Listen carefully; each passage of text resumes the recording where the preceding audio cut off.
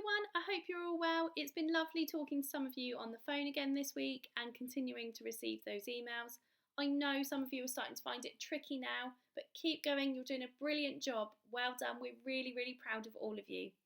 Now, before I start to explain this week's maths learning, because it's going to be a little bit different, I'm going to show you some of the things you might need. So I just need to move my camera slightly so you can see the table. Now, this week in maths, we're going to focus on counting in 2s, 5s and 10s. So I'm going to need some things to help me with that.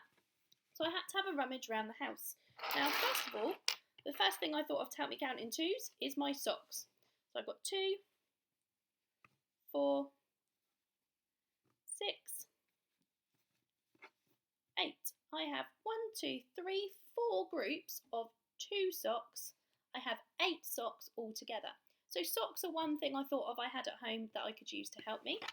Now, I also like playing board games when I'm at home, and one game I've got has lots of dice in it, so I've got a selection out. Now, in the videos, which I'll talk about in a moment, they recommend using some counters. Now, I might just use my dice instead of counters, so I'm going to set them all up in 2s, and that's going to help me with my counting in 2s. 2, 4, 6, 8, 10. I've got 5 dice. 5 groups of 2 gives me 10. Later in the week when we move on to counting in 5s, again I could use my dice for that. Now counting in 5s also was a bit of a challenge for Mrs. Todd, and I had to think, what do I have at home that could help me with counting 5s? Now I know I have my hands, so they're one thing, but then I thought, we have gloves. Now these are Mr. Todd's cricket gloves and I've borrowed them and I hope I'm not going to get into trouble. So you could use some gloves. I'm sure you've got your winter gloves at home to help you when you're counting in 5s. So that's something else you could use at home. Another thing I thought of is buttons, because sometimes they've got holes in the middle. I also got this out. Now this is a bit trickier to count with because you can't see, for example, that is 5. You just have to know that there's 5 there. But it could be another thing to help me count when I'm at home. So if I get my 5p's out, I've got 5, 10, 15, 20, 25. 5 5s is 25. So have a think about what you've got at home you could use to help you. If you're stuck, why don't you just email one of us and we will be able to give you some more guidance. As I mentioned, the maths this week is going to be a little bit different. We're going to be using the NCETM instead of White Rose. Now because we're doing it differently, we have done you an overview so you can see where we're headed. As I mentioned in my last clip, that we're going to be counting in 2s, 5s and 10s. Now the NCETM do provide videos, but they are longer than the ones we're used to. So what we've done for you is we've watched those videos and we've pulled out the bits that are most relevant to the activities you're going to be doing. So you can see here in yellow on the overview, I've highlighted for you which are the most relevant bits, the bits you'll need to watch to help you with the maths learning. And those follow through as we move through the week. You will be able to see we've put those in for you. Feel free to watch all of the clips if you'd like to, but we realise that you may not have time to do that. On the Google Drive, we are using primary stars this week to link with the NCETM videos. We've organised those for you. So if I open up session 1, activity 1, now they are slightly different this week and they have stars on them, so you will be able to choose your level of challenge. You can see here in the corner there are 3 stars. One of them's been coloured in.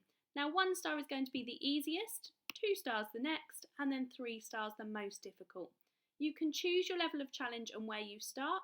If you start the 1 star and it's too easy, maybe if you got to the end here and thought actually that's too easy, you could just move on to 2 star and get started there.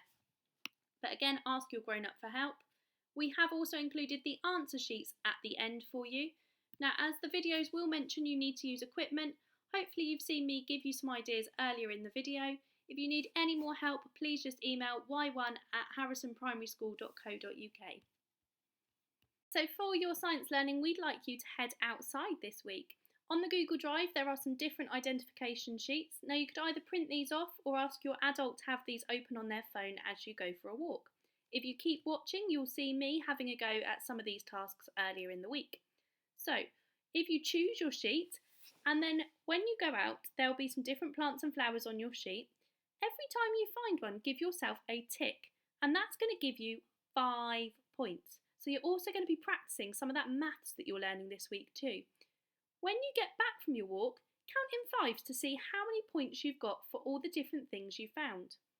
Maybe tomorrow when you go on your walk, choose a different sheet, have another go. Which sheet gets you the highest amount on your score? If you wanted, you could even have a grown-up have a competition with you, or even a brother and sister, and you both have a go and see who gets the most points. Now, also saved on our Google Drive is a challenge, and you will get bonus points for this challenge. So open that up and see if you can get yourself bonus points. Good luck! Okay, so as part of our science learning for this week, I'm off on my walk to see what different plants and things I can spot. Let's see what I find. Okay, so I've come out. Now your learning will look slightly different to this one, but we are going to put this on the drive for you as well. So I've just come to a tree and I'm going to get the leaf next to my sheet and see what I can see. And this one I found is from a beech tree. I'm at my next tree ready to see what leaf I have found. So again, this one is on the drive for you. And I'm going to have a look. Oh, I can see the shape on this one is quite curved around the edges. To me it looks like this one. So I found an oak tree with an oak leaf. I wonder, can you guess which one I found now?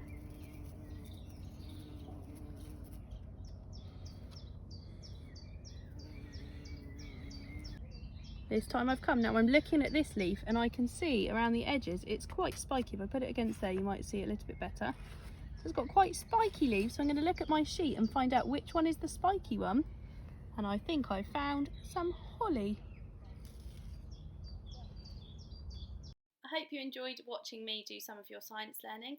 Now we understand some families may not be able to get outside at the moment, and that's okay. If you're not able to go outside, you could always send the learning to another friend or family member, ask them to head out, and then you could add up their scores at the end. It could be when they send you their things, you can think about, well, how have those leaves and trees changed since the last season? How are they different to when we first went outside in the autumn term at school? What's different? Maybe think about the colour of the leaves. Also, if you're unable to get outside, why not use my video, see if you can tick off what I see, and then add up my score. Okay, good luck! English home learning this week is still using Peter Rabbit. We'd like to direct you to the BBC Bite Size Home Learning Programme. It is going to be the lesson based on the 14th of May. So if you head to the BBC Bite Size website, you can click Start a Lesson and then click your year group. So for us, we are Year 1. Now, because it is the 14th of May today when I'm filming this, the video is here for me. When you try and find this next week to do your home learning, you'll just need to scroll down until you can find the 14th of May, and it will tell you it will be an English lesson and it will be to do with exclamation marks. So it's this lesson here you're looking for, but when you try and find it, it will be further down, but make sure you open the lesson dated the 14th of May. We would like you to watch this quick video about exclamation marks. It's very quick and it talks to you about the different reasons why we would use an exclamation mark at the end of a sentence. Now, we have already learnt about exclamatory sentences earlier this year in school, those sentences using the words what or how to start them. We would like you to have a quick go at Activity 1 on BBC Bite Size. If you'd like to do Activity 2, you can, but we're not asking you to do that one. And again, there's a quick quiz, Activity 3. So Activity 1 and 3 are the ones we would direct you to. Then what we'd like you to do is pick a picture from Peter Rabbit. Now, we have put one here if you'd like to use that one.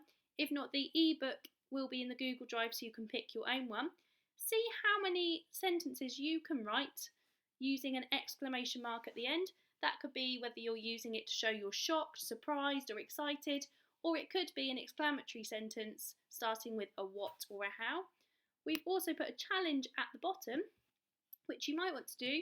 You could reread the story of Peter Rabbit and spot where the exclamation marks have been used there, how many are used and how are they used? Are they used to show surprise, shock, or are they used as exclamatory sentences? Good luck! So to explain the last job of the week, I've brought a friend with me. I've brought one of the characters from my favourite Disney movie, Beauty and the Beast. So I bought the Beast, but I also bought a tin of beans. Can you guess what our new sound is? If you head over to the Harrison YouTube channel, you'll be able to watch the new phonics video for EE, I Swim in the Sea. Now for your phonics home learning this week, we'd like you to go on a hunt round your house. What things can you find that have the sound in? So I found beast and beans. What can you find that has E swim in the sea? Now be careful, there are lots of different spellings for the E phoneme. You could have I see a bee, the theme is extreme. So we have saved a best bet poster for your spellings on the Google Drive. That will help you to think about where in the word does the E sound come? And have a think about, is it going to be the EA spelling? So your first job is to find those things. You could take photos of what you find on a phone or tablet. Remember to ask your grown-up first. If you don't have use of a phone or tablet, why not draw and label the things you find? Take a photo of that and send it across to us.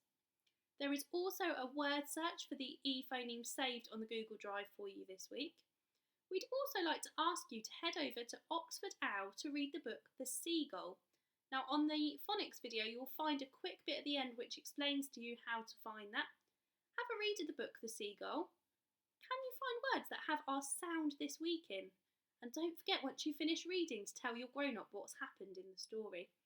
So we hope you have a great week. We really look forward to seeing some more of your learning to put together your celebration assembly for next week. Hopefully the sun stays out. Take care, keep smiling and keep working hard, year one. We're really proud of you. Bye!